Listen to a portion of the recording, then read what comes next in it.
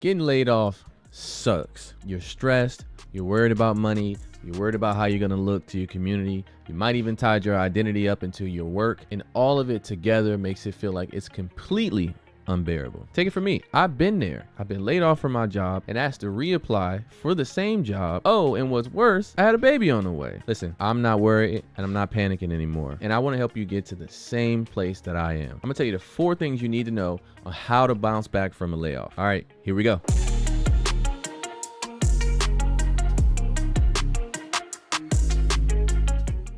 Hey, do me a favor.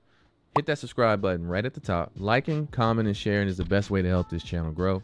And I appreciate every one of you that are doing it. Number 1, you gotta breathe. Take a step back. There's so many emotions at this time. The worst thing you can do is add panic to the mix. Let me walk you through it. Number 2, do an honest assessment. If you view it the right way, this is an excellent opportunity to do an honest assessment on where you are in life and, more importantly, what you want to be when you grow up. Number 3, scale matters. I'm talking about the effort you put in, the jobs you post to, the number of resume rewrites, the amount of people that you network with on LinkedIn and other places.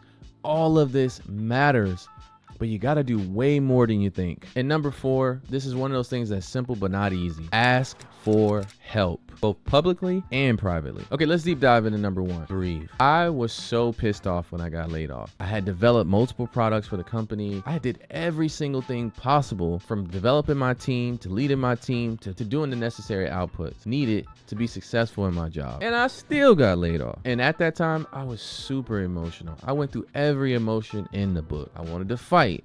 I was angry. I was sad.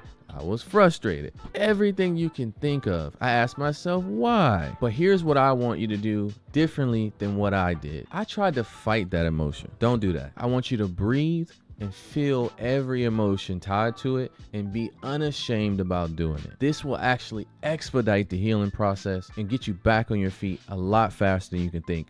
Do not skip this part. Extremely important. Number 2, take an honest assessment of where you are. This is your shot to do something you may have never done before. And that's to ask yourself what you truly want to do going forward, and are you happy? I had a boss once, coincidentally the same one that laid me off, give me some great advice. He said, look, RP, I want to help you. You're talented. You got all the tools to be successful, but the reality is you don't know what you want to do, so I can't help you get to what you want to do. Take the time to figure out what you want to do and then come back and ask me for help. Incredible advice. And I want to give you that same advice now because I want you to execute on it much faster than I did. Take this time to do a couple of things. Number 1, take an honest assessment of where you are in your life. What led up to this moment, where you are in your finances, where you've been extremely happy and where you've been very unhappy as it relates to your place in both your life and your career. Because the natural reaction of all of us is panic, right? We want to immediately start applying for jobs. We got to make money. We got to continue to provide for our families or ourselves. I get it. But if you just pray and spray, you're never going to get there. That strategy is not going to work. You got to be honed, focused, and disciplined on knowing what you want so that you can drive to the outcomes that you want. And most people work backwards in this step. Look, you're already experienced in your industry. You know what it takes to be successful in that industry. You don't need to put a lot of work in there. You have the tools to be successful, and you know some of the pieces of it that can make you even more successful in your current industry. So don't start with where you are. Start with where you want to go and let that guide you going forward. Because I promise you, it's much easier to continue to apply in your industry than to take an honest assessment of where you are as a person, as a human, as a life. Do that and watch how much of a straight arrow and focus you are when you're really ready to get back out there. Number 3, scale matters. Okay, you took a breath and went through all the emotions. You felt them all and you got through that. You're back on your feet and ready to go. You took a second to go ahead and figure out what you want to be and where you want to go, so you're laser focused.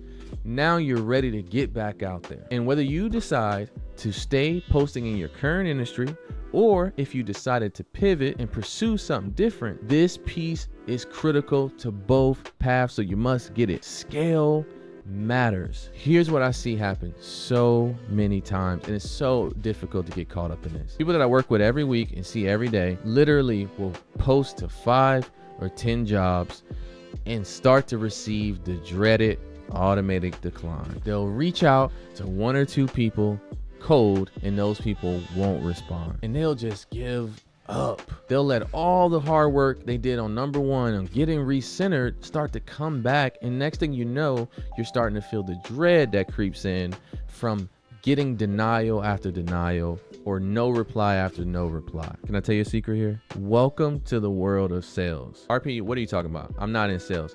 Yes, you are, because now you're selling you. And just like any great salesman knows, you are gonna get way more no's than you are yeses. Let me give you an example. Right now, if you look at some of the statistics of people posting and landing jobs, it has taken anywhere from 50 to 100 applications just to hear back from a job about getting an interview. Let that sink in. 50 to 100 applications to land one interview right now. That's how tough the market is. Now, let's spread that out to networking. Imagine how many DMs you're gonna have to send, how many cold requests to get up, have coffee, or have a Zoom coffee with somebody you're gonna have to do to get one single response in the midst of DMs that are absolutely flooded with people looking for roles or looking for opportunities to network. Here's what I want you to take away from that. Don't get discouraged by the numbers. Let those be the energy you need to show that you need to put in way more effort and energy than you ever thought possible to bounce back in this scenario. Don't be surprised if you're posting to hundreds of jobs and sending hundreds of DMs. Pace yourself. I know it's tiring. This is exactly the amount of skill you need to succeed. And the honest truth here is, if you're getting super frustrated, take a step back and review your numbers, because in reality, for most people, they're just not doing enough.